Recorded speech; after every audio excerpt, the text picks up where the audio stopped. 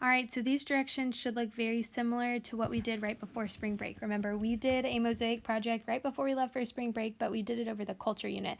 And this time, we're going to be making our new mosaic over all of the things that we've covered in the political and globalization unit, okay? Everything that we've done since spring break, all right?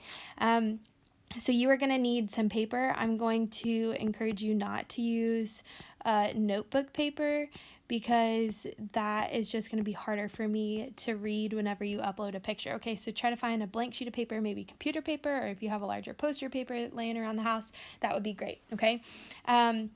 So at the top, you can see the things that you are supposed to include. You'll have a title. Again, please don't forget the title because that's included in the rubric.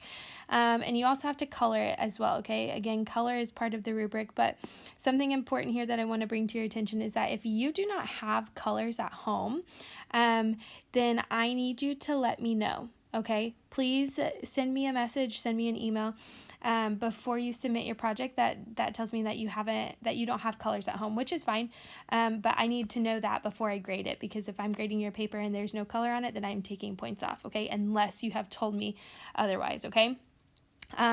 So again, the mosaic is going to include tiles, just like the picture over there on the right hand side. Mosaics have different tiles, right? So you're going to include tiles over the topics that are down below.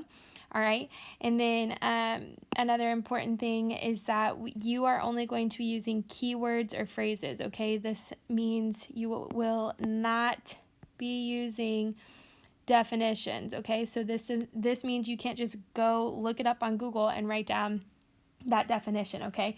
I want you to pull from what we've learned and what I've given you over the past couple of weeks to be able to illustrate these topics, okay? That means you're going to give me pictures, okay? So you're just drawing representations of the words below and using short words and phrases to describe it, okay? That means you're not writing a paragraph and you're not looking at the definition, all right? So down below, these are the 10 topics that you are going to include, all right?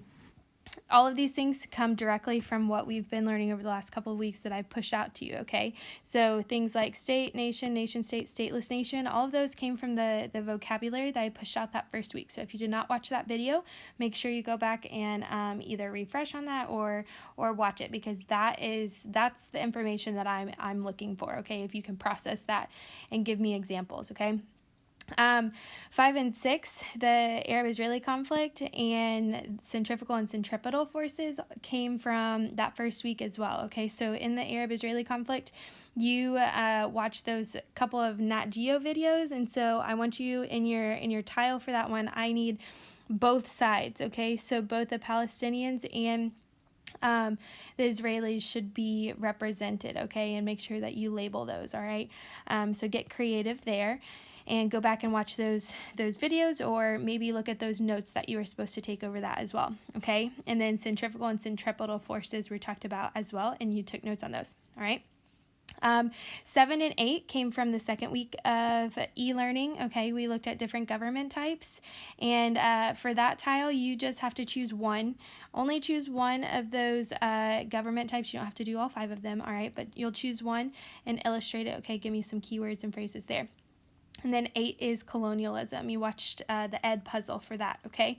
So go back and look at that handout too, because you're looking for reasons that imperialism and colonialism happened, all right?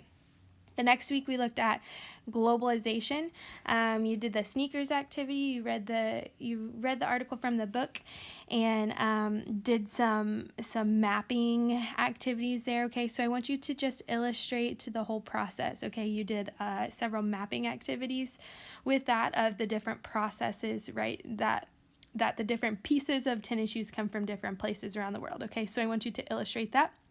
And then the last tile that you will do is about boundaries, which is what we did just a couple weeks ago when we looked at natural and artificial boundaries. You should have watched my video to see all of the examples that were included in there. So that video was really big as far as examples go. And then you guys filled out the chart that you turned in, and you should have drawn the examples as well. So pull out those notes and those things that you did a couple weeks ago, and this should be pretty easy to create your tiles, okay? So the bright yellow right there that is highlighted in the middle of the page, you need to know that you're going to illustrate real world examples. Okay, I'm going to block this for you. So I want you to use real world examples, all right? That means no definitions. I don't just want the definition for each of these things. I want you to give me real examples for all 10 of those things, okay, that are listed above.